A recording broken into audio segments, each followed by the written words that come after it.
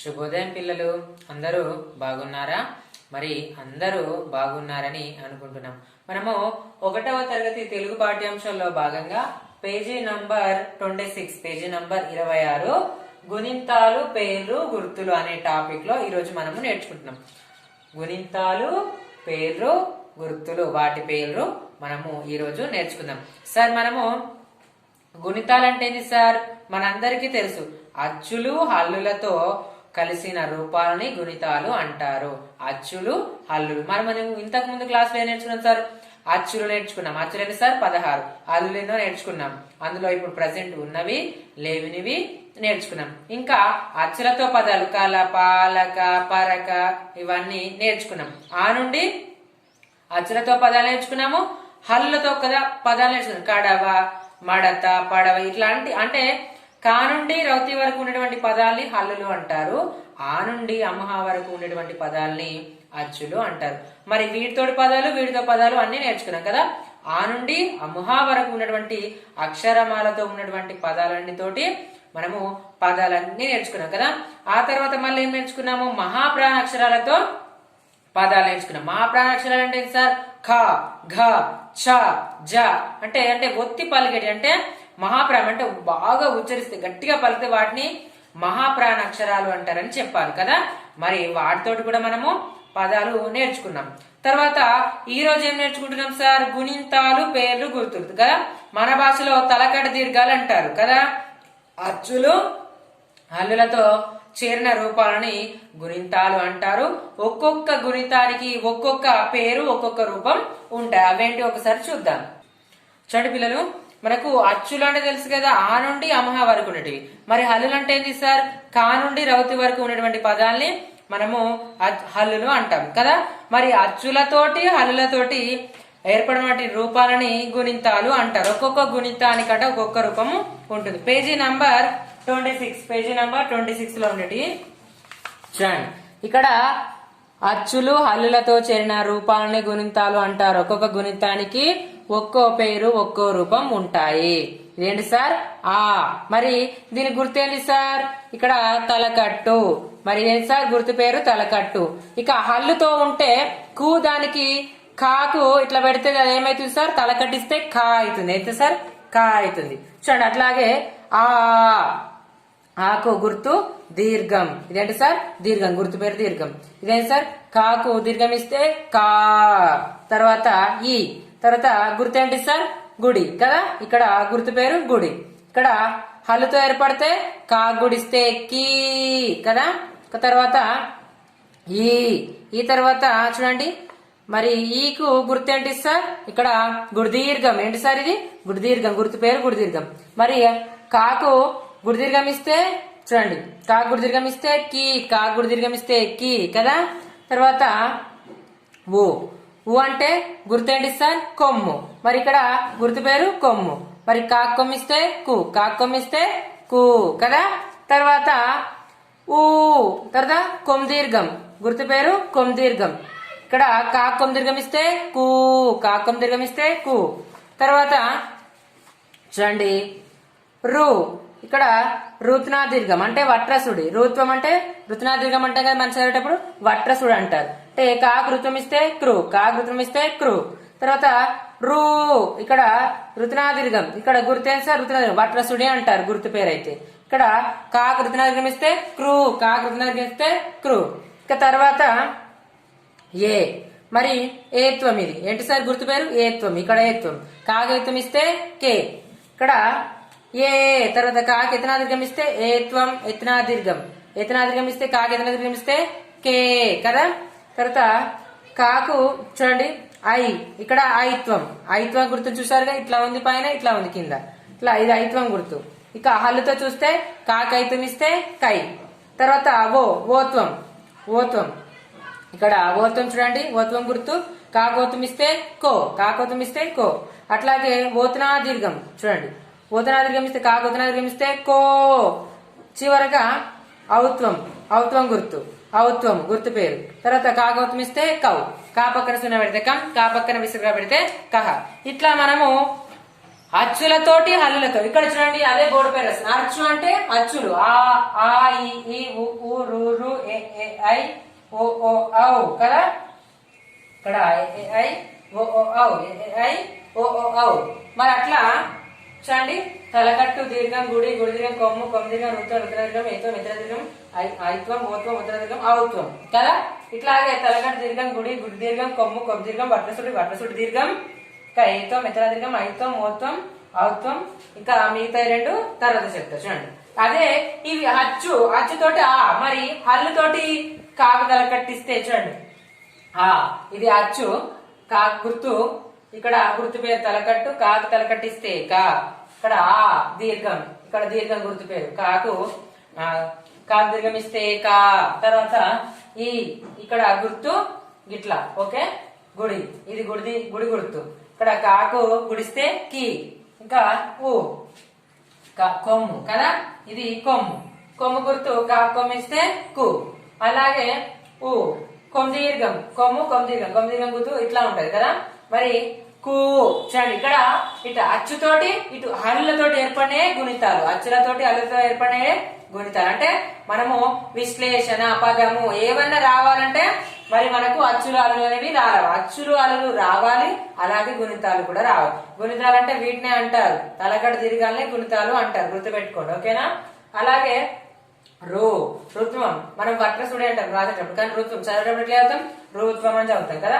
మరి కాకు రుత్వం ఇస్తే క్రు, అట్లాగే కాకు రుతనా దీర్ఘం చూడండి వట్రసుడి దీర్ఘం, కాకు రుత్వం ఇస్తే క్రు.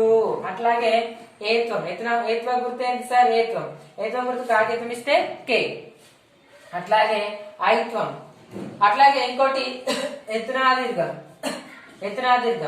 చూడండి కాకేతనా దీర్ఘం ఇస్తే ఏత్వం, కాకేతనా దీర్ఘం ఇస్తే కే. తర్వాత ఓత్వం కాకోత్వం ఇస్తే కాకు ఇది ఓత్వము, ఇక్కడ ఓత్వం గుర్తు కాకోత్వం ఇస్తే కో. తర్వాత ఓతనా దీర్ఘం ఇస్తే కాకోత్వం ఇస్తే కో, కాకపోతే కాకోత్నా దీర్ఘం ఇస్తే కో కదా.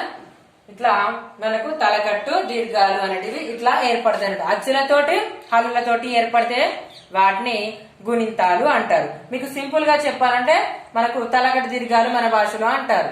ఇవి మనకు గుణింతాలు వాటి గుర్తులు వాటి పేర్లు. ఇప్పుడు మనము గుణింతాల గురించి నేర్చుకుందాం ఓకేనా. చూడండి మనకు ఇక్కడ పేజీ నంబర్ ఎంత సార్, పేజీ నంబర్ 27. ఇగో ఇవి వస్తే మనకు తెలుగు మొత్తం వచ్చేస్తుంది. మంచిగా జాగ్రత్తగా వినండి పిల్లలు.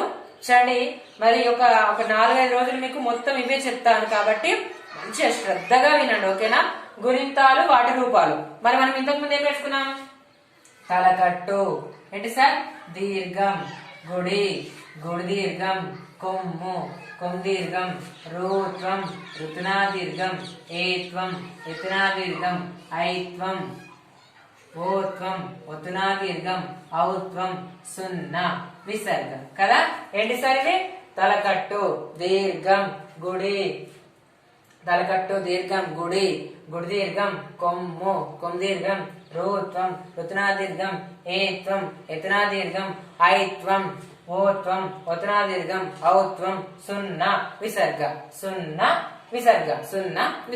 కదా.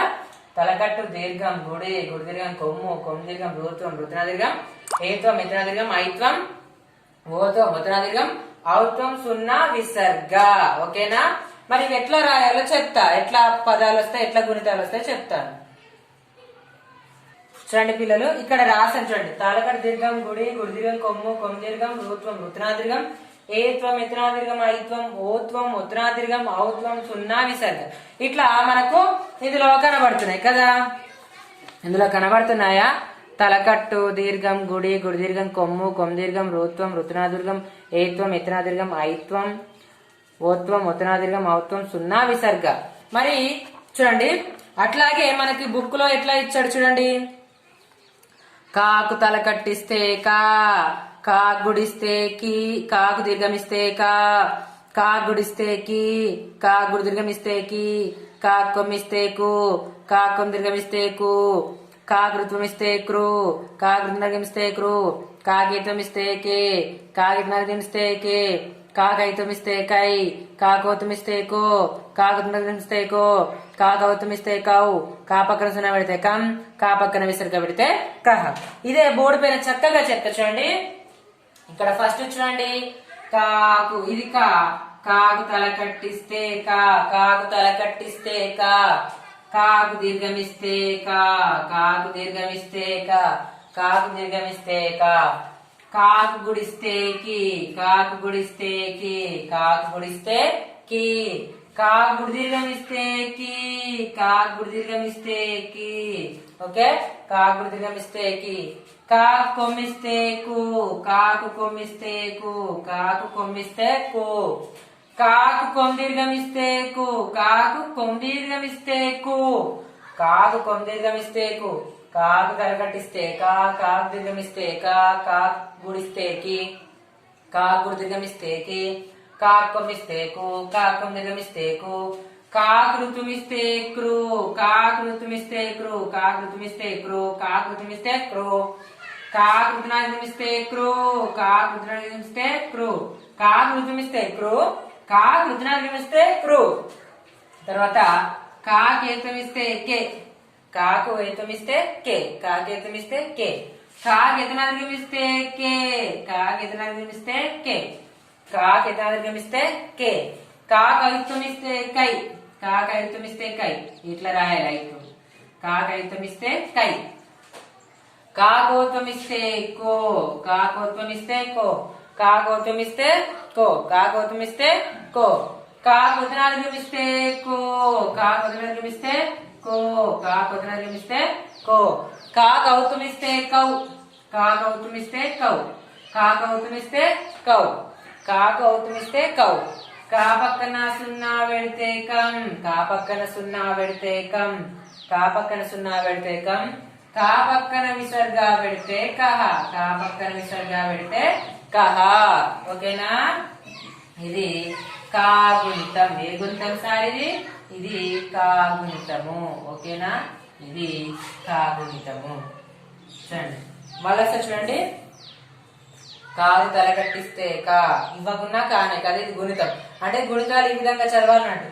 కాకు తల కట్టిస్తే కా, కాకు దీర్ఘమిస్తే కా, కాకు గుడిస్తే కి, కాకు గుడి దీర్ఘమిస్తే కి, కాకు కొమ్మిస్తే కు, కాకు కొమ్ దీర్ఘమిస్తే కు, కాకు గుర్తమిస్తే క్రు, కాకు గుర్తమిస్తే క్రు, కాకు ఈతమిస్తే కే, కాకు ఇతమిస్తే కే, కాకు ఐతమిస్తే కై, కాకు ఔతమిస్తే కో, కాకు ధనమిస్తే కో, కాకు ఔతమిస్తే కౌ, కా పక్కన సున్నా పెడితే కం, కా పక్కన విసర్గ పెడితే కహ. మీరు కూడా ఈ విధంగానే చదవాలి. ఈ తలకట్టు దీర్ఘాలు వస్తేనే మనకు తెలుగు ఏ విధంగా చదవాలో వస్తుంది. చూడండి, కాకు తల కట్టిస్తే కా, కాకు దీర్ఘమిస్తే కా, కాకు గుడిస్తే కి, కాకు దీర్ఘమిస్తే కి, కాకు కొమ్మిస్తే కు, కాకు దీర్ఘమిస్తే కు, కాకు ఋతుమిస్తే క్రు, కాకు ఋతుమిస్తే క్రు, కాకు ఐతమిస్తే కే, కాకు ఋతుమిస్తే కే, కాకు ఐతమిస్తే కై, కాకు ఔతమిస్తే కో, కాకు ఋతుమిస్తే కో, కాకు ఔతమిస్తే కౌ, కా పక్కన సున్నా పెడితే కం, కా పక్కన విసర్గ పెడితే కహ. ఇట్లా మనకు కాగుణితం అనేది చక్కగా మనకు ఈ తలకట్టు దీర్ఘాలతోటే మనకు గుణితాలు అనేవి చక్కగా ఏర్పడతాయి. ఓకేనా పిల్లలు, మీరు కూడా ఇదే విధంగా అనుకుంటూ రాయండి. ఓకేనా, అనుకుంటూ రాస్తే మీకు చక్కగా వస్తుంది. ఓకేనా, ఫస్ట్ మనకు గుణితాలు వస్తేనే మనకి ఇవి చదవడం ఈజీగా వస్తుంది కదా. తలకట్టు దీర్ఘం, గుడి దీర్ఘం, కొమ్ము దీర్ఘం, ఋతం దీర్ఘం, ఏత్వం ఎత్తనాదిర్ఘం, ఐత్వం, ఓత్వం, ఉత్తరాదిర్ఘం, ఔత్వం, సున్నా విసర్గ అని ఇట్లా చదవాలి. అప్పుడు కాకు తలకటిస్తే కా, కాకు దీర్ఘమిస్తే కా, కాకు గుడిస్తే కి, కాకు దీర్ఘమిస్తే కి, కాకు కొమ్మిస్తే కు, కాకు దీర్ఘమిస్తే కు, కాకు ఋతమిస్తే క్రు, కాకు దీర్ఘమిస్తే క్రు, కాకు ఏతమిస్తే కే, కాకు దీర్ఘమిస్తే కే, కాకు ఐతమిస్తే కై, కాకు ఓతమిస్తే కో, కాకు దీర్ఘమిస్తే కో, కాకు ఔతమిస్తే కౌ, కా పక్కన సున్నా పెడితే కం, కా పక్కన విసర్గ పెడితే కహ. ఇట్లా మనము చదువుకోవచ్చు. ఇది కాగుణితం. తర్వాత కా తర్వాత సెకండ్ తో వస్తుంది కదా ఖా, ఖా. మరి ఈ కా ఎట్లా రాయాలి? సేమ్ అంతే, కాకు తలకట్టు అవసరం లేదు, కా అని డైరెక్ట్. ఓకే, కా. చూడండి మరి బాక్స్ లో రాసిద్దాం. చూడండి పిల్లలు, మరి సేమ్ కా అయిపోయింది, అదే విధంగా కా చూద్దాం. ఓకేనా, కాకు తలకట్ట అవసరం లేదు. ఫస్ట్ దానికి ఏం అవసరం లేదు, ఆటోమేటిక్ గా మనం గుణితాలే రాస్తున్నాం కాబట్టి, అల్లులే రాస్తున్నాం కాబట్టి ఫస్ట్ కా కదా.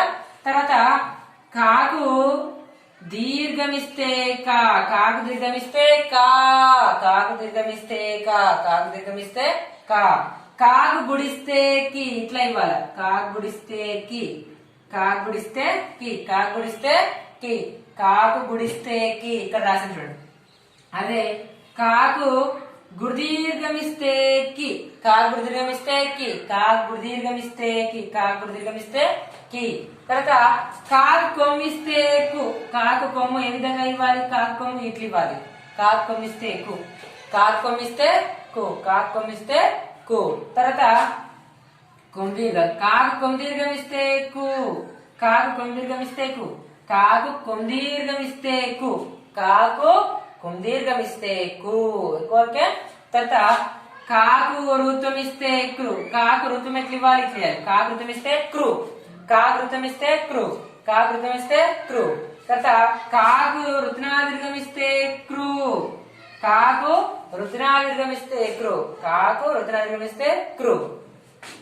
కాకేతం ఇస్తే ఏమైతుంది సార్, కే, కాకేతం ఇస్తే కే, కాకేతం ఇస్తే కే, కాకేతం ఇస్తే కే. కాకెతనాదీర్ఘమిస్తే కే, కాకెతనాదీర్ఘమిస్తే కే, కాకెతనాదీర్ఘమిస్తే కే, కాకు ఎతనాదీర్ఘమిస్తే కే. కాకు ఐత్వమిస్తే కై, కాకు ఐత్వమిస్తే కై. చూడండి, కాకు ఐత్వమిస్తే కై, కాకోత్వమిస్తే కో, ఇట్లా రాయాలి. కాకోత్వమిస్తే కో, కాకోత్వమిస్తే కో, కాకోత్వమిస్తే కో. కాకొత్తునాదీర్ఘమిస్తే కో, కాకొత్తునాదీర్ఘమిస్తే కో, కాకొత్తునాదీర్ఘమిస్తే కో. తర్వాత కాకౌత్వమిస్తే ఖౌ, కాకౌత్వమిస్తే ఖౌ, కాకౌత్వమిస్తే ఖౌ. కా పక్కన సున్నా పెడితే కం, కా పక్కన విసర్గ పెడితే కహ, కా పక్కన సున్నా పెడితే కం, కా పక్కన విసర్గ పెడితే క. సేమ్ ఫస్ట్ కాలాగానే ఇది కూడా సేమ్. కాకు తల కట్టిస్తే క, కాకపోతే మహాప్రాణాక్షరం కదా, సెకండ్ కా కదా.